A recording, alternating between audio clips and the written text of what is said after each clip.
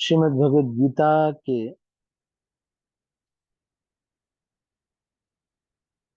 जो मुख्य मुख्य तथ्य आज हम चर्चा कर रहे हैं। तो कल तक हमने गीता के महात्म्य के ऊपर भी चर्चा की कि किस तरह से आदि शंकराचार्य ये कह रहे हैं कि यदि एक शास्त्र किसी को चुनना है तो वो भगवद गीता है।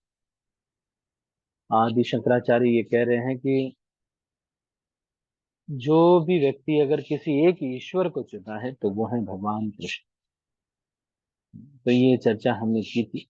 एकम शास्त्रम देवकी पुत्र गीतम एको देवो देवकी पुत्र एवो एकस मंत्रस्तस्य नामानि यानि कर्मपि एकम तस्य देवस्य सेवा।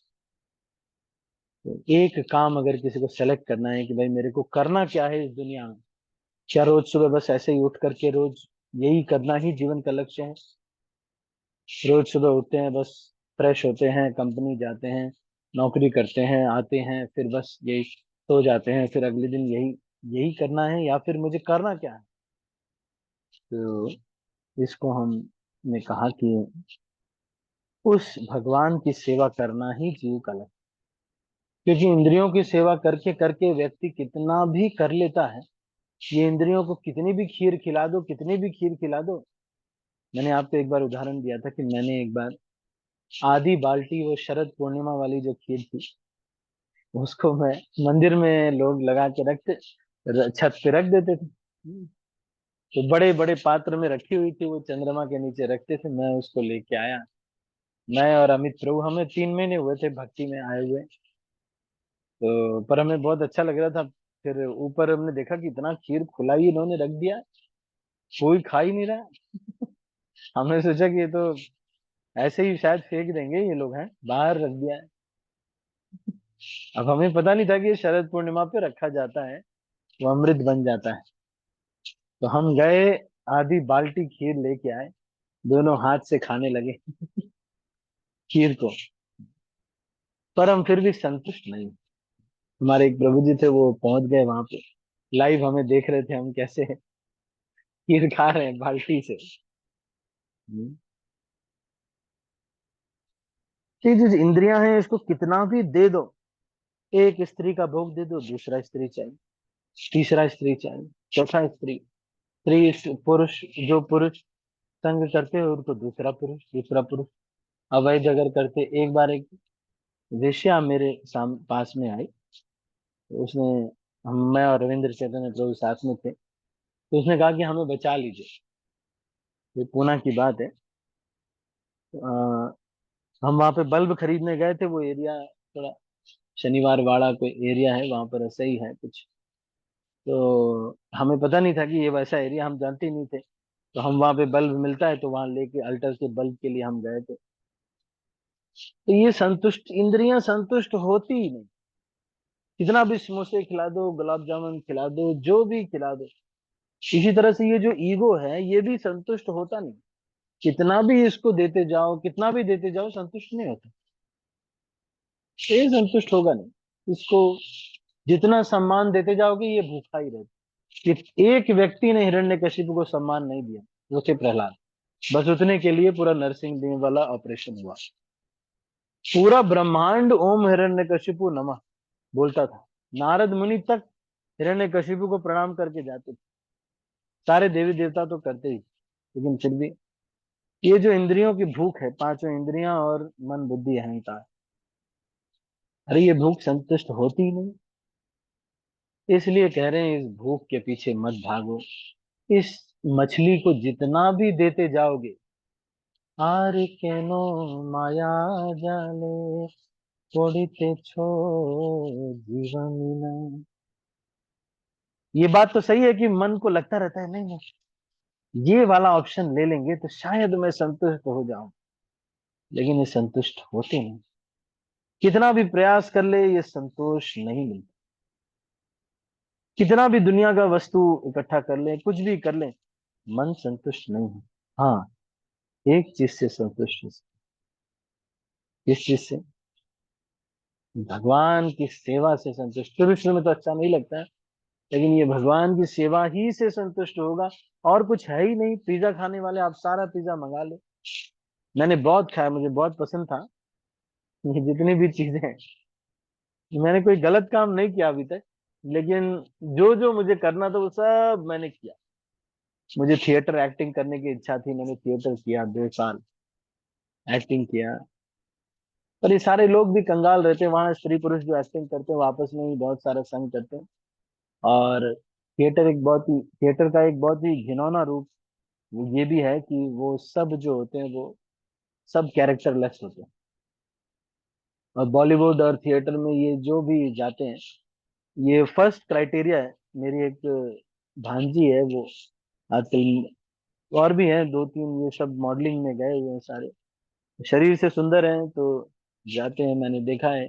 मॉडलिंग का ये जो मूवीज में, पहले सीरियल्स में जो काम करती थी, अभी वो वेब सीरीज जो होते हैं ना उसमें कर रही है। वो बता रही थी कि वो अपनी मम्मी के साथ जाती है, पर बता रही थी कि वो कहती है कि कॉम्प्रोमाइज करने के लिए बोला जाता है बहुत ज्यादा। तो ये जो उसके लिए फिर पैसे बहुत ज्यादा मिलते हैं, तो वो कहती है कि मैं बस वही लीड रोल में नहीं लेना चाहती, क्योंकि उसमें फिर हमको बहुत कॉम्प्रोमाइज करना पड़ता है। तो ये जो इंद्रियां हैं ये संतुष्ट होती ही नहीं है, कितना भी दे दो इसको संतुष्ट नहीं होती, कितना भी दे दो। तो इसलिए भूख ये बहुत, ये दिल मांगे मोर जैसे बोलते हैं ना, वो कोका कोला में कि किसमें बोलते हैं, पेप्सी में बोलते हैं, पेप्सी में बोलते हैं शायद।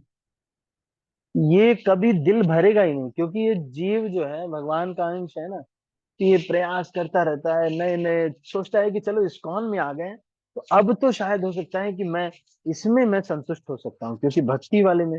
लेकिन इसमें भी वो संतुष्ट किससे होना चाहता है? वो सोचता है कि मैं सम्मान से संतुष्ट हो जाऊं, या फिर मैं किसी ऐसी चीज से संतुष्ट हो जाऊं, लोग मुझे बोले कि प्रभु जी हाँ आशीर्वाद दे रहे हैं सबके।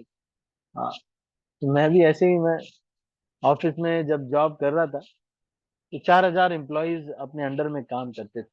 एक डिजाइनर था मैं, बाकी सब लोग डेवलपर्स और थे, उनको सबको मैं ही देखता। तो मैं ये सोचता था कि देखो कितना, 4,000 लोग मेरे, they are at the back end call of my words, मैं जो भी बोलूं वो लोग। लेकिन आप सोच करके हैरान होंगे कि जब भक्ति में आए तो फिर हमको, जब नए नए हम थे तो हमको भी सम्मान मिलने लगा। हमने सोचा अरे क्या हुआ, बोले धोती कुर्ता आपने पहना हुआ है इतना, मैं वाइट पहले जब पहनता था तो सब लोग आकर के कोई प्रणाम करे, बाबा जी प्रणाम बाबा जी। तो मैं सोचता था कुछ तो बड़ा बड़ा काम कर दिया मैंने। अरे कुछ बड़ा काम थोड़ी किया, कोई बड़ा काम नहीं किया, हम तो अभी भी पेशेंट हैं। लेकिन अब फीलिंग आ रही है, अपने जब से धोती कुर्ता पहन लिया लगता है कि डॉक्टर है। है पेशेंट, लेकिन ये सम्मान मिलने लगा तो हम सोचने लगे शायद मैं डॉक्टर बन गया हूँ शायद। है अभी पेशेंट।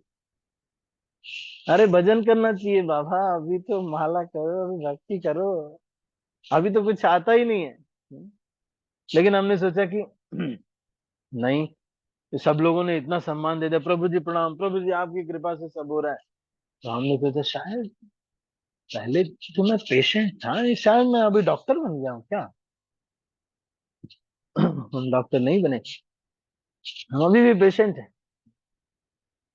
तो ये जो भगवत गीता है, ये जो आध्यात्मिक चीजें हैं, इनसे हमको संतुष्टि मिलती। तो आज हम अपनी गुरु परंपरा पे चर्चा करेंगे, भूमिका के आगे।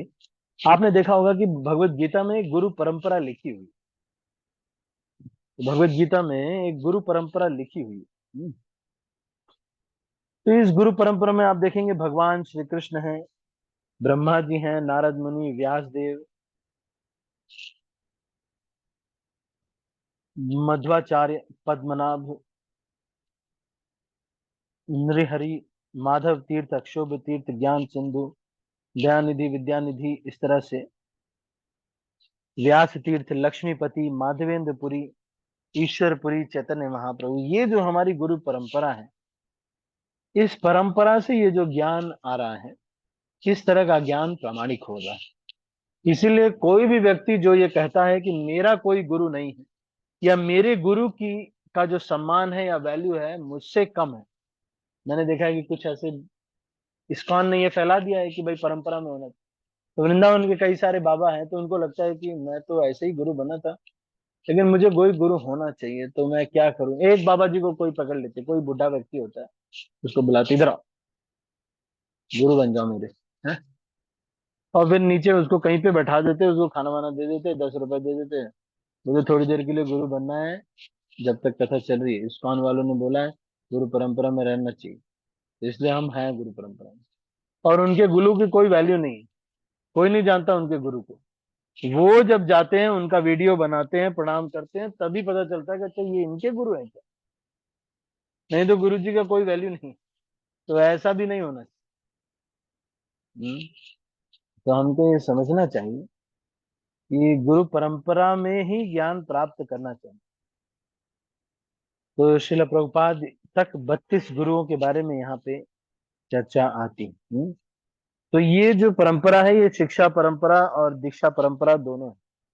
कुछ दीक्षा गुरु हैं, दीक्षिष्य हैं, कुछ शिक्षा शिष्य हैं। जैसे नरोत्तम दास ठाकुर हुए, तो नरोत्तम दास ठाकुर, श्यामानंद पंडित, ये लोग विश्वनाथ चक्रवर्ती जीव गोस्वामी के अंडर में पढ़ाई करते थे। तो ये शिक्षा शिष्य है ना। ठीक है, तो इतना हम अभी इस गुरु परंपरा के बारे में। एक तो ये है कि दूसरा चीज, गुरु और शिष्य एक दूसरे की कैपेबिलिटी को जान करके ये बताते हैं कि ये ज्ञान तुमको ट्रांसफर कर रहे हैं, लेना चाहिए। जैसे कि कोई व्यक्ति अगर किसी ब्लैक बोर्ड पे बैठा है और एक रेनॉल्ड्स पेन को आगे से पकड़ लिया है, तो व्हाइट पार्ट अगर दिख रहा है तो लोगों को लगेगा कि ये चौक है। लेकिन अगर वो किसी को बता दे कि ये चौक नहीं है, ये तो रेनॉल्ड्स की पेन है, तो लास्ट वाले व्यक्ति को भी पता चल जाएगा कि ये रेनॉल्ड्स की पेन है। तो इसका मतलब ये है कि गुरु परंपरा में जो ज्ञान है, वो जब होता है तो वो ज्ञान इंटैक्ट रहता है। तो ये गुरु परंपरा से ये ज्ञान आकर के भगवान भगवत गीता में कह रहे हैं, अरे ये इंद्रियां संतुष्ट नहीं होती हैं, चाहे कितने भी छोले कुलचे खिला दो, चाहे कितने भी गर्लफ्रेंड बना लो, चाहे कितना भी कुछ भी कर लो। मैं एक लड़के को जानता था, वो जहां भी जाता था वहां 2-4 गर्लफ्रेंड बनाता था, और यही करता था वो। किसी भी लड़की को पकड़ लेगा, उसको फोन नंबर शेयर के, थोड़ा दबंग था, 2-4 लड़कों को लेके जाता था, और सीधा ये कहता था कि देखो भाई, तुम्हारे पापा इसी रास्ते से जाते हैं, अगर तुम मेरी बंदी नहीं बन जाओ, ऐसे बोलते हैं शायद, बंदी बोलने को बोलते हैं शायद, नहीं बन जाओगी तो तुम्हारे पापा को उठा लेंगे। तो फिर इस तरह से करके करते थे, लेकिन ये व्यक्ति संतुष्ट नहीं। अभी आजकल किराने की दुकान खोला हुआ है, शादी हो गई। तो ऐसे ही है, ये इंद्रियां संतुष्ट होती नहीं, कितना भी इसको दे लो ये संतुष्ट नहीं। ठीक है, तो थोड़ा हम वैष्णव भजन भी चर्चा करते हैं, तो उसको हम अभी करते हैं आज गुरु परंपरा के बारे में। वैसे तो विस्तार से एक एक आचार्य के बारे में चर्चा हो सकती है, तो कभी इसके बारे में एक्सक्लूसिव एक चर्चा करेंगे। अभी हम थोड़ा वैष्णव भजनों के बारे में चर्चा करेंगे, तो आप बने रहिएगा। मैं हरे कृष्ण।